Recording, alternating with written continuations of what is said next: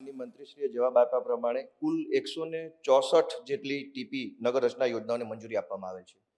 મારો પ્રશ્ન એ છે કે આ 164 યોજનાઓની જે મંજૂરી આપી છે તેમાં કેટલી ટીપી છે જેને સમય મર્યાદા પછી મંજૂરી આપવામાં આવે કે ગોપાલ ઇટાલિયાએ જે પ્રશ્ન વિધાનસભામાં પૂછ્યો છે એવો પ્રશ્ન કોઈ અન્ય સભ્યએ વિધાનસભામાં પૂછ્યો છે, માટે ગોપાલ ઇટાલિયાનો સભ્ય સિલેક્ટ કરવામાં નહીં આવે.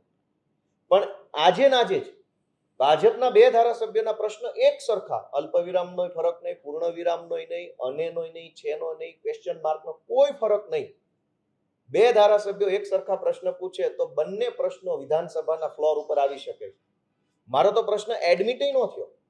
તો હવે આ ખેલ જનતા જાણે, જનતા જુએ કે પ્રશ્ન પૂછવાની સત્તાનો ભયંકર દુરુપયોગ થઈ રહ્યો છે. પ્રશ્ન પૂછવાની ઓથોરિટીને ખોટી રીતે ઉપયોગ કરવામાં આવી રહ્યો છે, જેથી કરીને વિપક્ષના પ્રશ્નો દબાઈ જાય. બીજો પ્રશ્ન, આમાં સૌથી મહત્વનો મુદ્દો એ છે કે તમે જો તારાંકિત પ્રશ્નોની યાદી જોશો 8 તારીખની, તો તમને ખ્યાલ આવશે કે ભાજપના સભ્યોને વિધાનસભામાં પ્રશ્ન પૂછવાનું મનાય છે, કોઈ બોલવા દેતું નહીં. એમને તો ખાલી સહીઓ કરી દેવાની છે પ્રશ્નના કાગળ ઉપર.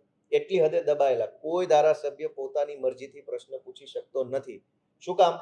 આજના જ પહેલામાં જોશો તો ભુજના ધારાસભ્યના કોલમમાં બનાસકાંઠાના પ્રશ્નો છે, બનાસકાંઠાના ધારાસભ્યના કોલમમાં ભાવનગરના પ્રશ્નો છે. એનો અર્થ એ થયો કે આ પ્રશ્ન ધારાસભ્ય નથી પૂછ્યો, પાર્ટી ઓફિસથી બધું લખીને સહીઓ લઈ લીધેલી. તો ભાજપના ધારાસભ્યોને આવી રીતે દબાવવામાં આવે છે, એને બોલવા દેવામાં નથી આવતા. તો હું તો વિનંતી કરું છું થોડુંક એને બોલવા દો. ધારાસભ્ય છે, થોડાક એને છૂટ આપો પ્રશ્ન પૂછવાની, ભલે પૂછે.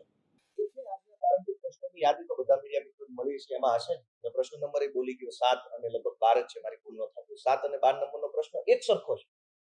ગોપાલ ઇટાલિયાનો પ્રશ્ન કોઈ અન્ય સભ્યએ પૂછ્યો, મને નથી ખબર કોણે પૂછ્યો, પણ મારો રિજેક્ટ થઈ ગયો. એવું લખાઈને આવ્યું કે રૂલ ઓફ રિપીટેશન, એટલે કે આનું પુનરાવર્તન થઈ રહ્યું છે, એટલે ગોપાલનો રિજેક્ટ. તો ભાજપના બે સભ્યોનો એક સરખો પ્રશ્ન સિલેક્ટ કેવી રીતે થઈ ગયો?